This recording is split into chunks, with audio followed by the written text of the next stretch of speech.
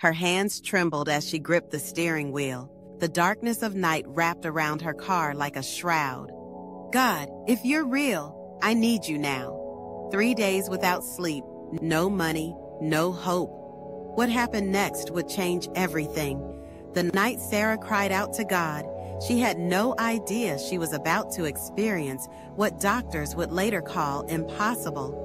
I want to tell you a story about darkness and light, about when everything falls apart, and what happens when you have nothing left but prayer. My name is Sarah. 2 years ago, my life was perfect on paper. Good job, loving husband, beautiful daughter. I went to church every Sunday. I volunteered at food banks. I thought I was doing everything right. Then my daughter Emily got sick. It started with headaches, then fatigue. Then her little body began shutting down. The doctors looked worried. Tests after tests. Specialists after specialists. Finally, a diagnosis. A rare autoimmune condition. The kind that doesn't go away. The kind that costs more money than we had. My husband Mark tried to be strong. He worked 2 jobs, then 3. We sold our second car, then our furniture, then my wedding ring. The treatments helped, but they weren't enough. Emily got worse. The medical bills piled higher. Our savings disappeared. Then our retirement funds, then our hope. Mark started drinking, just a little at first, to take the edge off, he said, then more and more, until one night he didn't come home. A text message. I can't do this anymore. That was it. 6 years of marriage, gone in 8 words. I didn't blame him.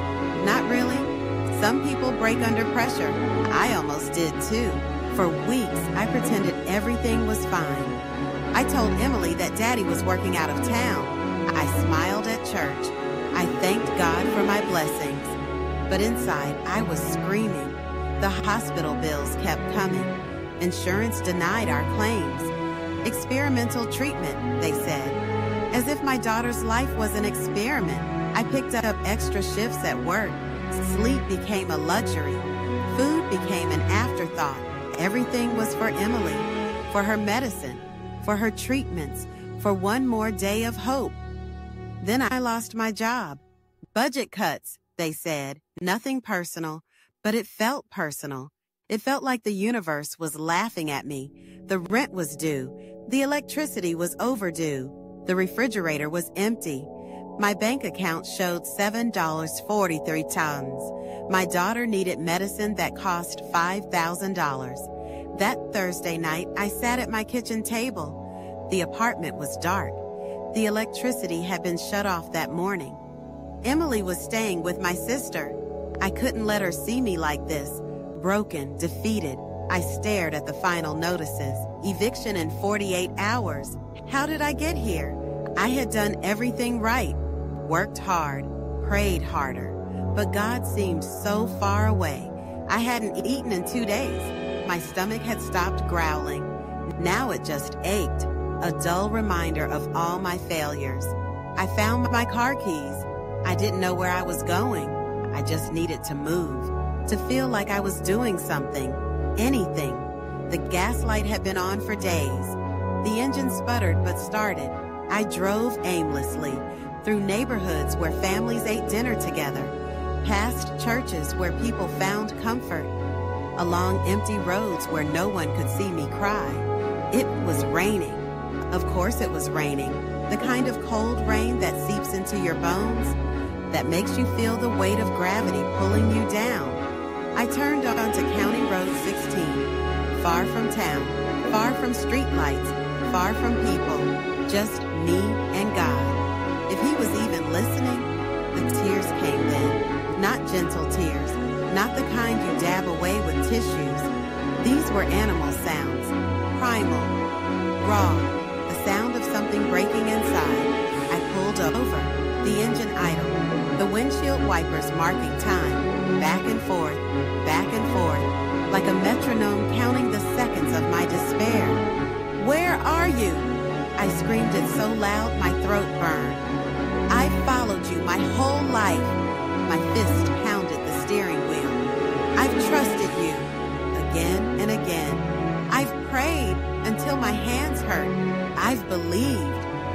until I tasted blood.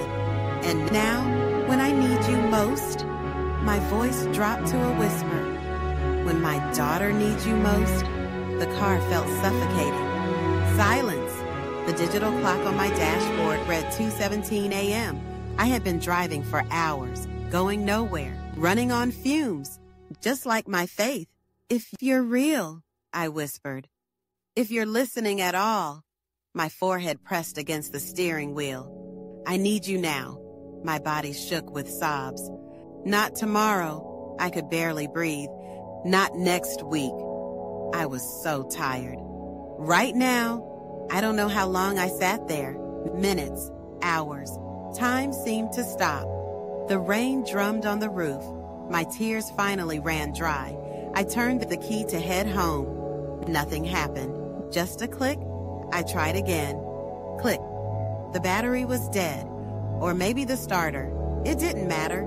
I couldn't afford to fix either. Miles from home. Phone battery dead. No one to call anyway.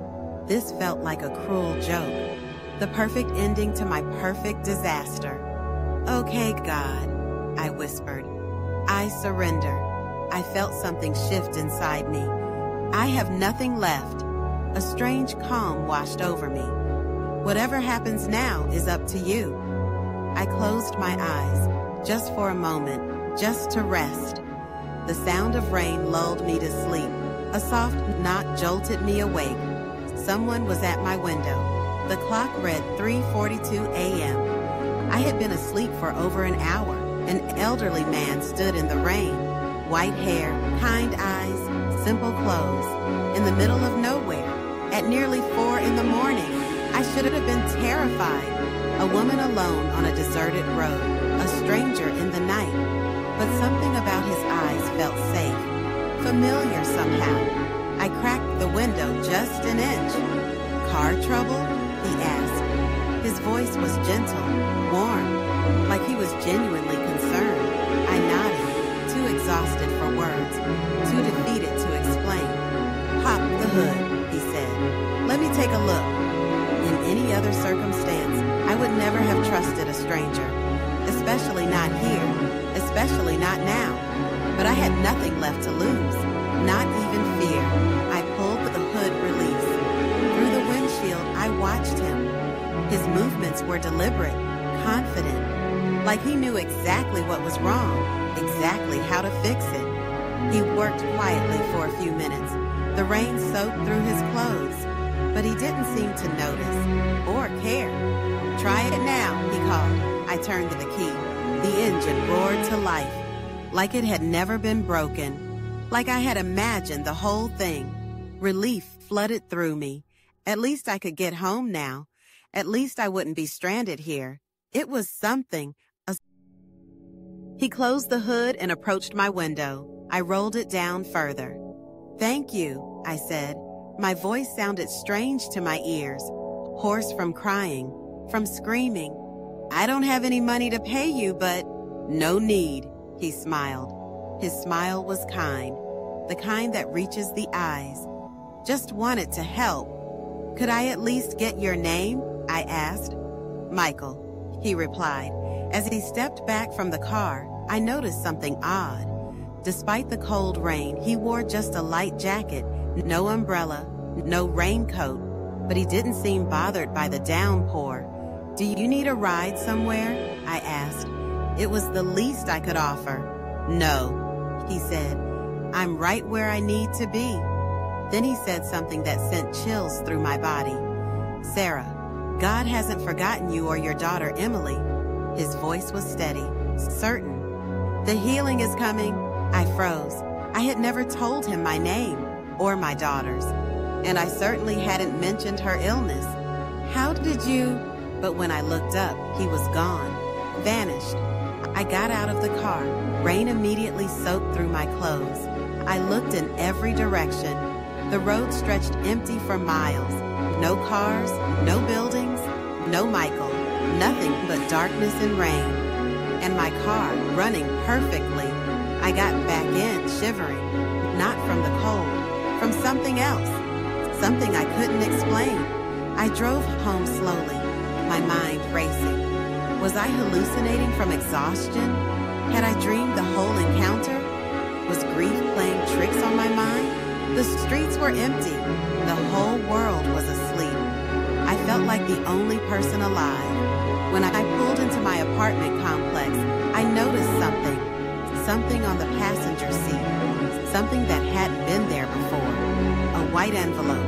My hands trembled as I picked it up. Inside was cash, a lot of cash. I counted it. Once, twice, 5,000, and a note, simple, direct. For Emily, have faith. The handwriting was elegant, almost old-fashioned, like something from another time. This couldn't be real. I counted the money again. $5,000, exactly what we needed for Emily's treatment. Not a dollar more, not a dollar less. I called my sister immediately. She didn't answer. Of course she didn't. It was 5 a.m. I couldn't wait. I drove to her house, knocked on her door, probably woke up the neighbors. I didn't care. She opened the door, panicked. "Is Emily okay?" she asked. She thought I was bringing bad news. Instead, I showed her the envelope. We sat at her kitchen table, counting the money again and again, staring at the note, trying to make sense of it all. "It had to be someone who knows us," she insisted. "Someone from church, maybe?" She was looking for a logical explanation. I was too. But logic couldn't explain how he knew my name, or Emily's, or that I'd be stranded on that specific road, at that specific time, in that specific crisis. Emily woke up. She looked better, somehow, her eyes brighter, her smile wider. Was it my imagination? Was it hope playing tricks on me? "Mommy, I had a dream," she said. "A man with white hair told me I'm going to get better." My sister looked at me. I looked at Emily. No one said a word. That morning, I took Emily to her appointment. The doctor who had given up hope. The treatments that weren't working. The money from the envelope covered everything, with enough left over to catch up on our rent, to turn the electricity back on, to buy groceries. But the real miracle was still to come. During her examination, the doctor looked confused. He checked her charts, then checked them again. He ordered more tests, then more specialists. By the end of the week, they confirmed what seemed impossible. Emily's condition was improving. The inflammation markers were down. Her blood work showed positive changes. Changes they couldn't explain. "It's unusual," the doctor said. That was an understatement. "We'll need to monitor this closely." Within a month, her blood work came back normal.